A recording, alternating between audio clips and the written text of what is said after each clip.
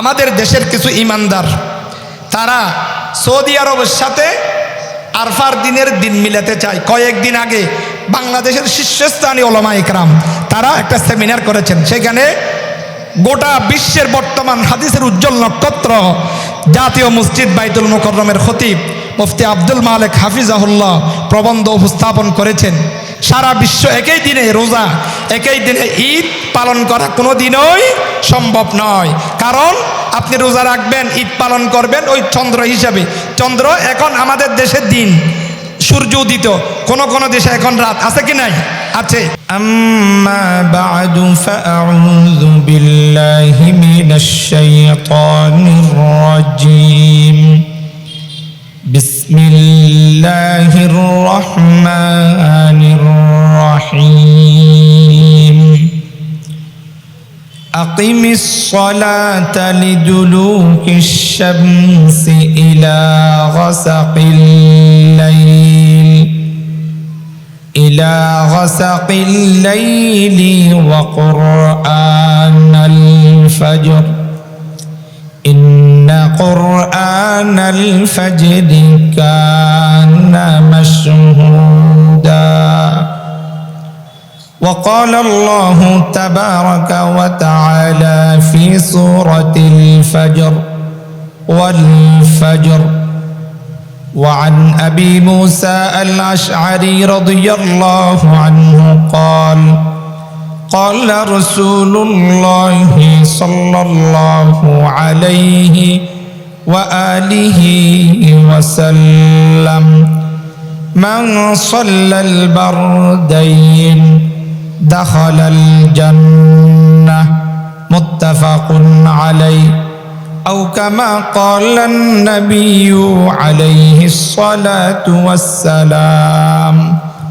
আজকের এই বরকতময় ইমানি নুরানি জান্নাতি মাহফিলে আল্লাহ তাআলা আমাদেরকে নিয়ে এসেছেন। এই জন্য আমরা সকলে জবান খুলে মালিকের দরবারে কালিমাতুশ শুকর আদায় করি, বলি আলহামদুলিল্লাহ। আমি আপনাদের উদ্দেশ্যে মহাগ্রন্থ আল কোরআনের 17 নং সূরা বনী ইসরাঈল এর ৭৬ নং আয়াত তেলাওয়াত করেছি। বিশ্বনবী মুহাম্মদুর রাসূল সাল্লাল্লাহু আলাইহি ওয়াসাল্লামের অগণিত অসংখ্য হাদিস থেকে মুত্তাফাক আলাই অর্থাৎ বুখারী শরীফেও আসছে, মুসলিম শরীফেও আসছে, হযরত আবু মুসা আশআরী রাদিয়াল্লাহু আনহু থেকে বর্ণিত। বুখারী শরীফের হাদিস ৫৪৭ আর মুসলিম শরীফের হাদিস ৬৩৫ নং আপনাদেরকে সামনে আমি পাঠ করেছি। আমার বেঁধে দেওয়া সময়ের মধ্যে ফজরের নামাজের গুরুত্ব, তাৎপর্য, ফজিলত এই বিষয়ের উপর সংক্ষিপ্ত আলোচনা করতে চাই। ওয়ামা তৌফিক ইল্লা বিল্লাহ আলাইহি তাওয়াক্কালতু ওয়া ইলাইহি উনীব। আল্লাহ তাআলা সূরাতুল ফাজর এই সূরার শুরুতে শপথ করে কসম করে বলেছেন ওয়াল ফাজর, ফজরের শপথ, ফজরের কসম। আমাদের সমাজের মধ্যে একটা রীতিনীতি প্রথা আছে, কোনো মানুষ কোনো কথা যদি সাধারণত বিশ্বাস না করে বা বেশি বিশ্বাস করানোর জন্য, অতিভক্তির জন্য মানুষ আল্লাহর নাম নিয়ে কসমকেই বলে, আল্লাহর কসম করে বলছি। আল্লাহ তাআলা কোরআনে কারীমের বিভিন্ন সূরার শুরুতে বিভিন্ন আয়াতে কসম খেয়েছেন। তার উদ্দেশ্য হলো এই কাজের, এই হুকুমের, এই বিষয়টার গুরুত্ব অনেক বেশি, এটা যেন উম্মত অনুধাবন করতে পারে, বান্দা বুঝতে পারে। এই জন্য আল্লাহ তাআলা কসম করে শপথ করে বলেছেন ওয়াল ফাজর, ফজরের শপথ, ফজরের কসম। ফজর এটা কোন টাইম, কোন সময়? 24 ঘন্টার মধ্যে ফজরের এই সময়টা সবচেয়ে দামি এবং গুরুত্বপূর্ণ সময়।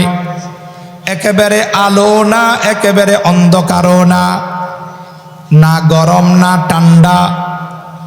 বিজ্ঞান এবং সায়েন্স বলে 24 ঘন্টার মধ্যে সবচেয়ে দামি এবং বরকতময় সময় হলো ওই ফজরের সময়। নতুন একটি দিবস শুরু হয়েছে সুবহে সাদেক দিয়ে। নতুন সূর্য উদিত হচ্ছে, নতুন দিন হচ্ছে, নতুন একটি ভোরের অপেক্ষায় মানুষ থাকেন।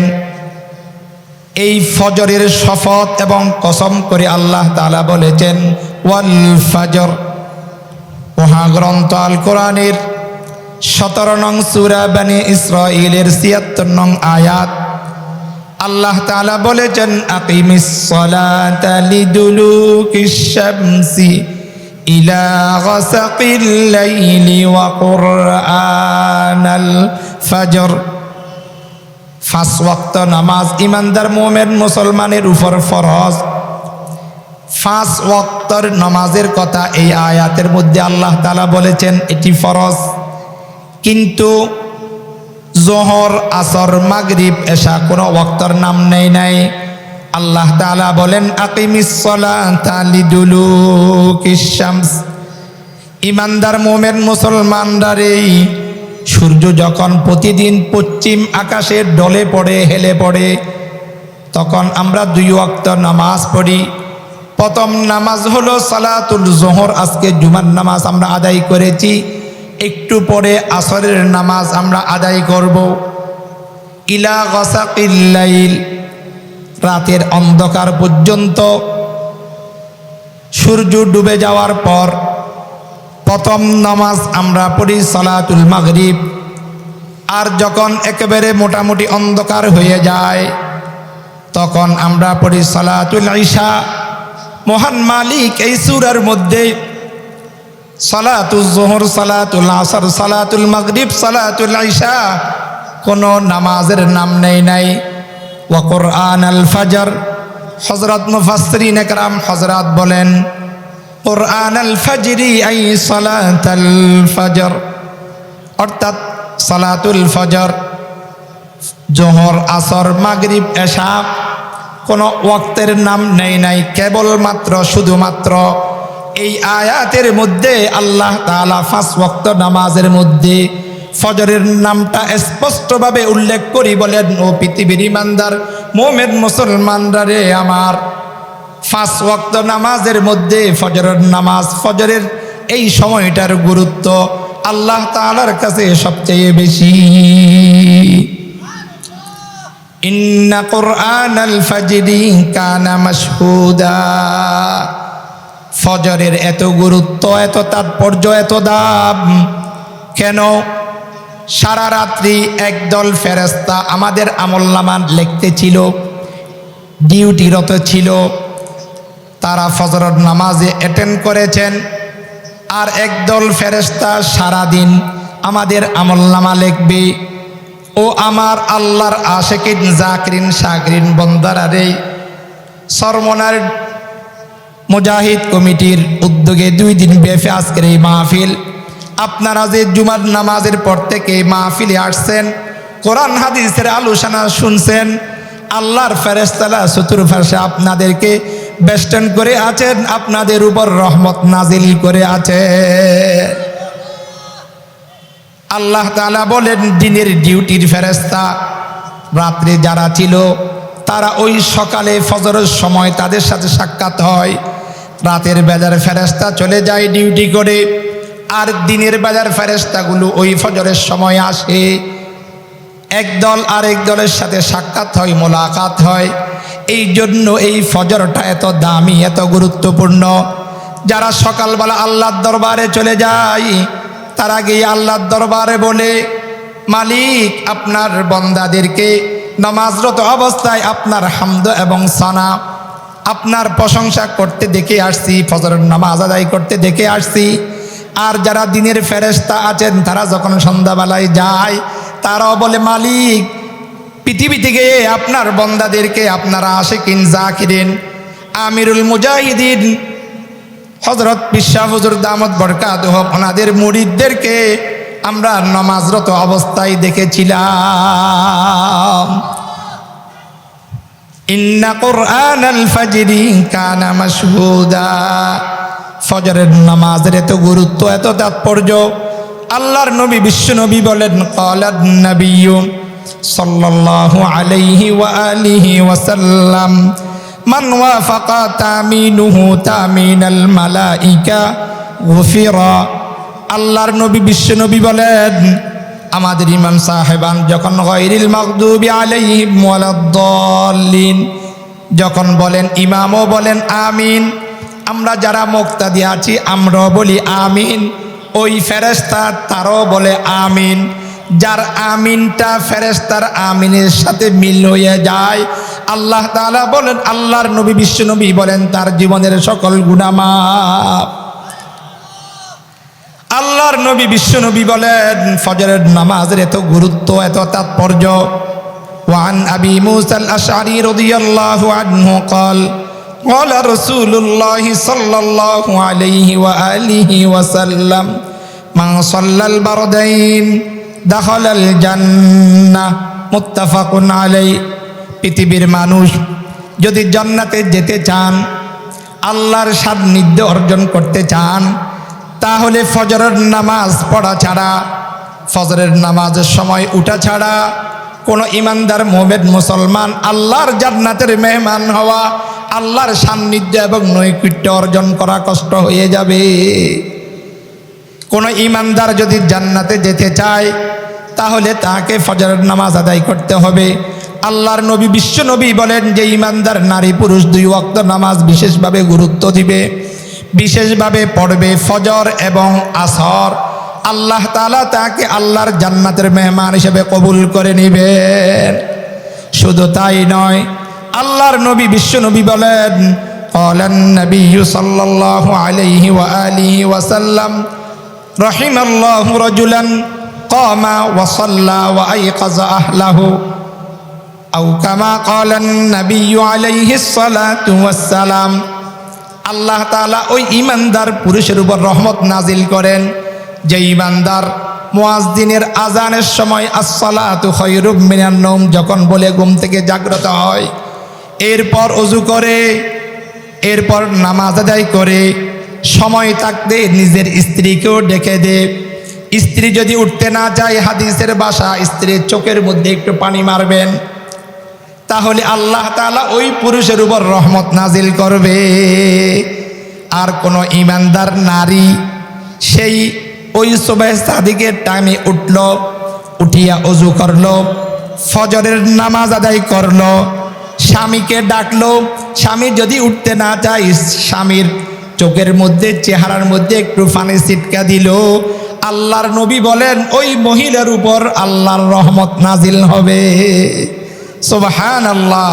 এখন তো আমরা আমাদের সারাদিনের বডির মধ্যে ইসলাম ফিট করতে পারি নাই, আমরা আমাদের ফ্যামিলির মধ্যে ইসলাম ফিট করতে পারি নাই, আমি আমার সমাজের মধ্যে পাড়া মহল্লার মধ্যে ইসলাম ফিট করতে পারি নাই, আমি নিজের মধ্যে ইসলাম ফিট না করিয়া, আমার পরিবারে ইসলাম ফিট না করিয়া সারা বাংলাদেশ, সারা বিশ্ব ইসলামের মাধ্যমে জয় করা কোনোদিন সম্ভব না। আমাদের চরমনায় তরিকা, কালকে নাইবা আমিরুল মুজাহিদিন বলেছেন, প্রথমে আমাকে নিজেকে নিজে শুধরাতে হবে, আমি নিজে নামাজি হতে হবে, আমার ফ্যামিলিকে নামাজি করতে হবে, আমার পরিবারকে করতে হবে, আমার পাড়া পড়শি, এরপর এরকম দাফে দাফে আমরা মানুষকে আত্মশুদ্ধির কাজ করে থাকি। এই জন্য আসুন ফজরের নামাজের প্রতি আমরা খুব গুরুত্ব দিব, যত্নবান হব। ইমানদার মোমেন মুসলমানরা আমার, আজকে আমার ছেলে নামাজ পড়ে না, আমার কোনো মান অভিমান নাই। ওহে আমার ইমানদার মোমেন মুসলমানরা, ফজরের সময় যদি ভূমিকম্প হয়, আপনি কি আপনার ছেলেকে ঘুম থেকে জাগ্রত করবেন না? ফজরের সময়, সুবহ সাদিকের সময় যদি বন্যা আসে, পানি আপনার ঘরের মধ্যে চলে আসে, আপনি কি আপনার মেয়েকে ডাকবেন না? আপনার ছেলেকে ডাকবেন না? আহারে, বড় ধরনের কোনো যদি বিপদ আসে, আপনার ঘরের মধ্যে যদি আগুন লাগে, তাহলে আপনার ছেলের কষ্ট হবে, আপনার মেয়ের কষ্ট হবে। এই জন্য আপনার মেয়ে এবং ছেলেকে ঘুম থেকে ডাকবেন না? ডাকবেন? ডাকবো। তাহলে জাহান্নামের আগুন দাউ দাউ করে জ্বলছে, ফজরের নামাজ ছাড়া জাহান্নামের আগুন নিভবে না।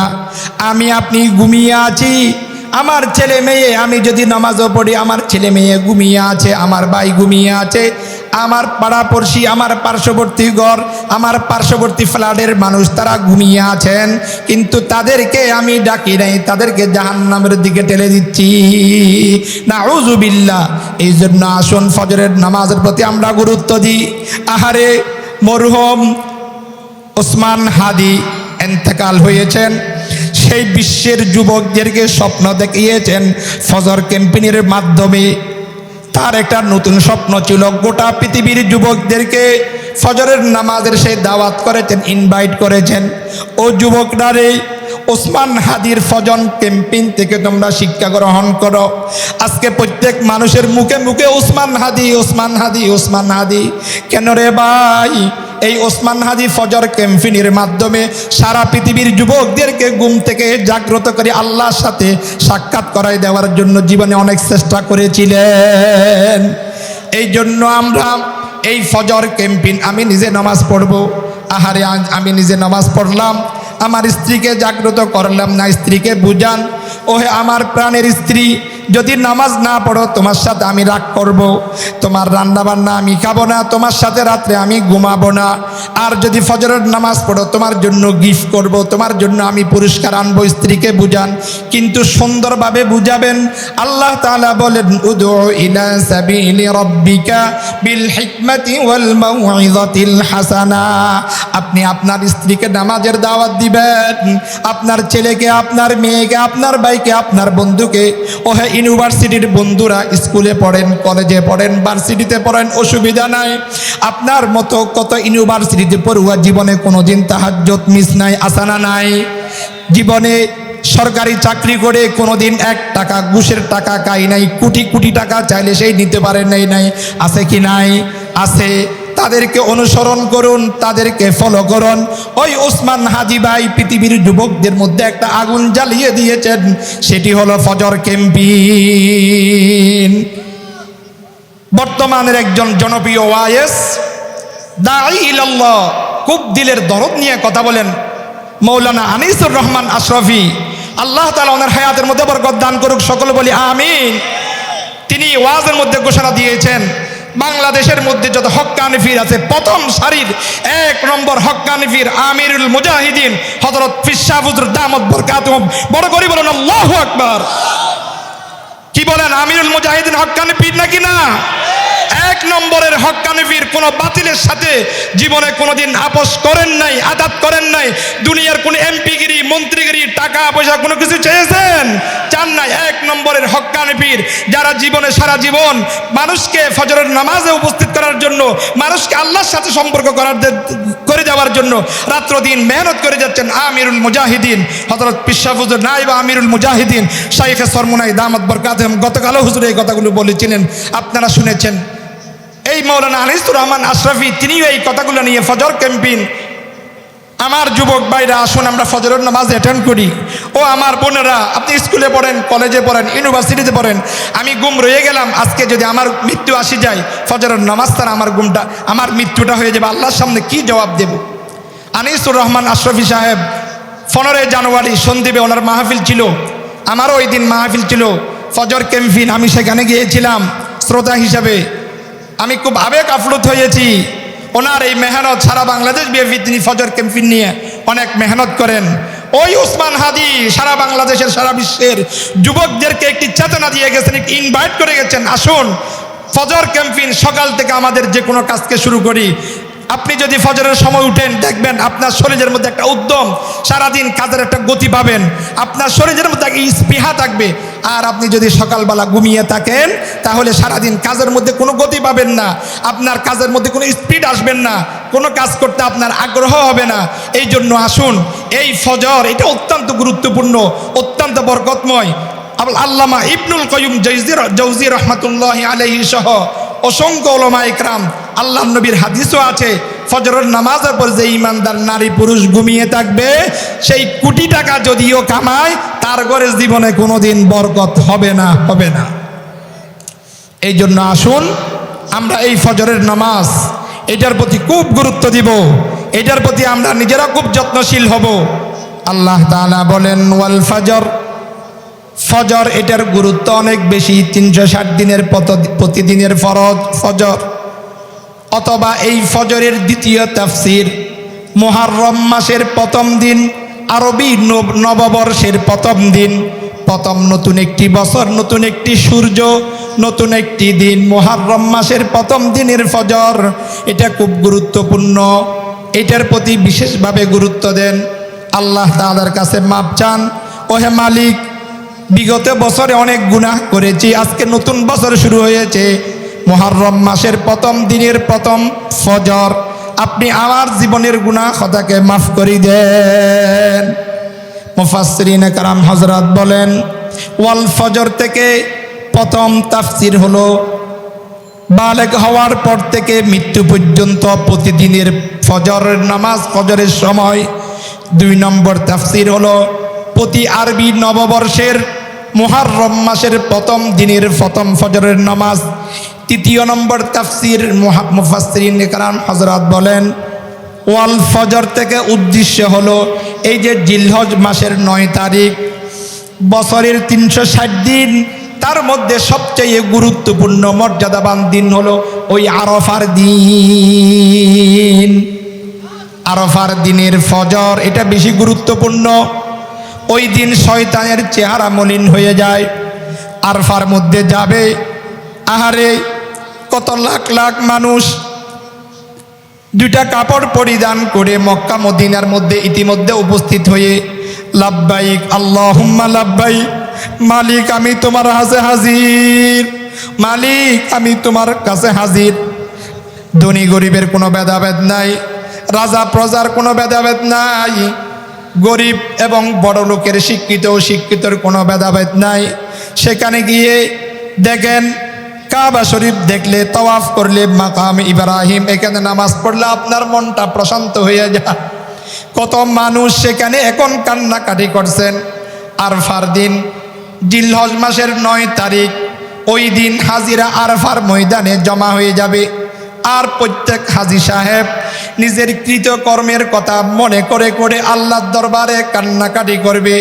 আল্লাহ তাআলা বলেন, ওহে মালিক, আল্লাহ তাআলা বলেন, ওহে বন্দা, এত কষ্ট করে বাংলাদেশ থেকে বিভিন্ন জায়গা থেকে টাকা পয়সা খরচ করে আসছো, আমাকে রাজি এবং খুশি করার জন্য আরাফার ময়দানে নিজের জীবনের কৃতকর্মের কথা মনে করে করে চোখের পানি ফেলিয়েছ। আমি তোমার জীবনের সকল গুনাহ হতা মাফ করে দিলাম।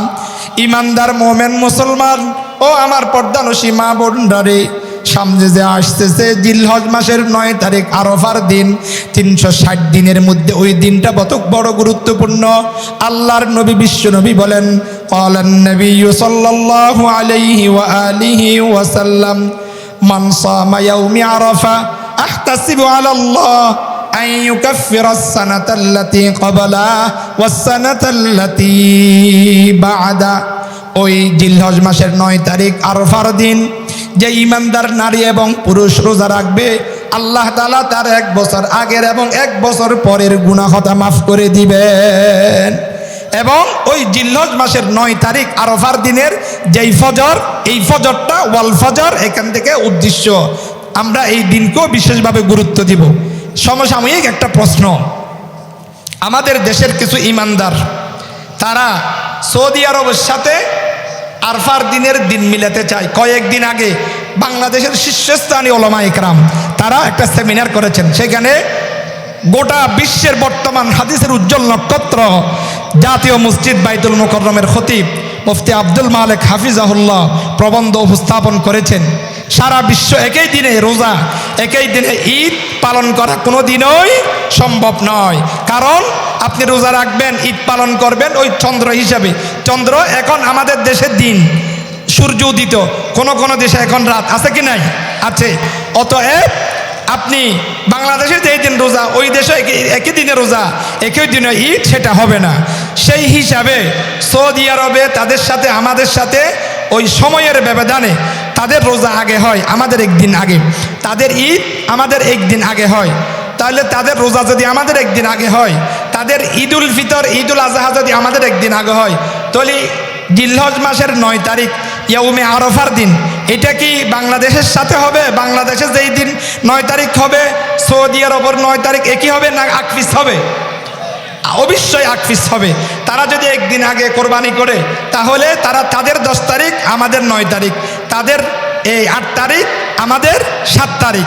অতএব এখানে কোনো বিভ্রান্তি নেই। কোনো মানুষ সামনে বিভ্রান্তি ছড়াবেন না। অনলাইনে দেখবেন যে লেখালেখি করবে না, সৌদি আরবের সাথে মিল থাকে, আমরা ইয়াউমে আরাফার রোজা রাখবো, তাকবীরে তাশরিক বলবো না।